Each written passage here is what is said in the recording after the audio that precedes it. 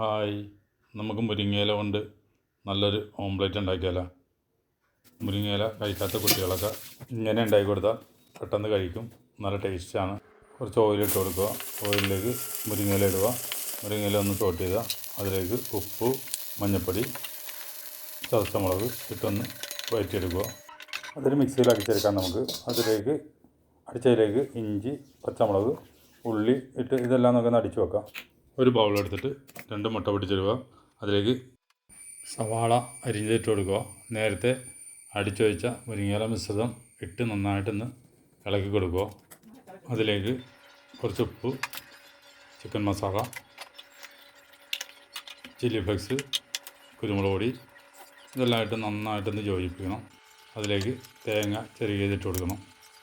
ഇതെല്ലാം നന്നായിട്ട് യോജിപ്പിച്ച് ഒരു പാൻ എടുത്തിട്ട് കുറച്ച് എണ്ണ ഒഴിച്ച് കൊടുത്ത് മിശ്രിതം നമുക്ക് ഇട്ട് കൊടുക്കാം.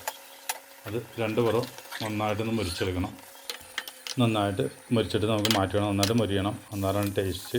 കഴിക്കാത്ത കുട്ടികളൊക്കെ ഇത് കഴിച്ചോളും. എന്നിട്ടുണ്ടെങ്കിൽ തേങ്ങ കറിക്കാനുള്ള ടേസ്റ്റും മുരിങ്ങയിലെന്ന് പറയില്ല. മുരിങ്ങയില വേവിച്ചേക്കണം. കാരണം ഹെൽത്തി ആയിട്ട് പിള്ളേരുടെ ഉള്ളിൽ ചെല്ലുകയും ചെയ്യും.